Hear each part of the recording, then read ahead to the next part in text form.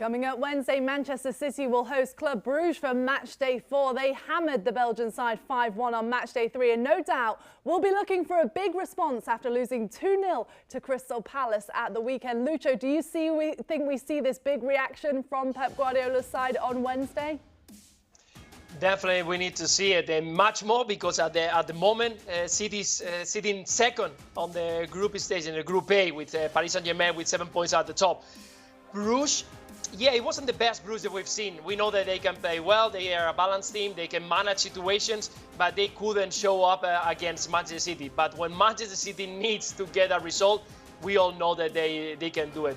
Yeah, against Crystal Palace the weekend, they have a lot of possession, like always. They have a lot of chances, but they let space. We all know that when you can play against Zaha and in the other team that has got that ability to beat players, to be running on the spaces, you know they're always going to have chances. Of course, Crystal Palace got their chances and scored 2 goals, but Manchester City, they always have a rebounds. And against this Bruges side, if they need the 3 points, they're going to do it. And they are going to do it big again because they know that they need to keep a good momentum. They got a setback against the weekend against Crystal Palace, but they need to get back again in this competition, the Champions League, that they want to win this year. So I expect a very good Manchester City with a lot of goals. Let's see if Brugge can handle that situation, because if not, they can say bye-bye as well in the 4th game of this competition.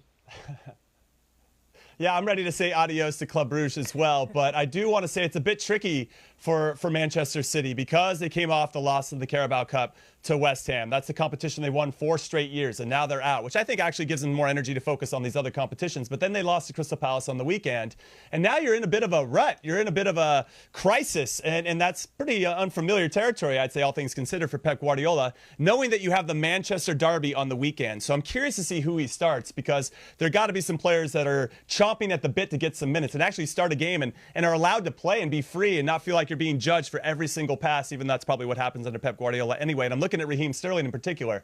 So I think he'd probably start in the false 9, and it's a big opportunity for him to try to regain his position within the team, to try to get back into the starting 11. But then in the back line, it's a great opportunity against a lesser opponent. There's no other way to look at it. Where Ruben Diaz, maybe you give him a rest, because you're going to need him in these big games moving forward, not including, or of course including, the Manchester derby. So maybe Stones and Ake come in, because Laporte is going to be missing the Manchester derby because of the red card he got against Palace. So there's a lot of decisions here that I want to see what Pep Guardiola chooses to do, because I think that's going to influence how they play on this weekend as well.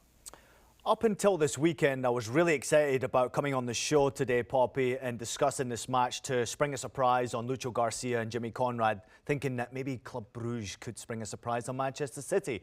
I did not wear these colours for Manchester City. It just happens to be a coincidence.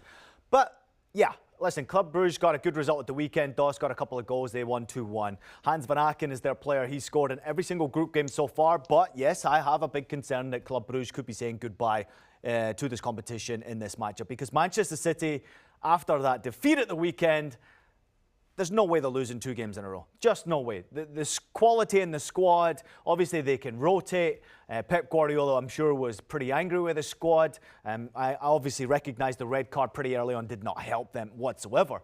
But Manchester City will have to react in some way after that disappointment in front of their fans. And in the Champions League, in the position that they're in, there's no other result in this game but a Manchester City win. But it's how many goals do they score? Who starts up top for them? Who plays in midfield? Do they rest Kevin De Bruyne? Does he play against the Belgian side?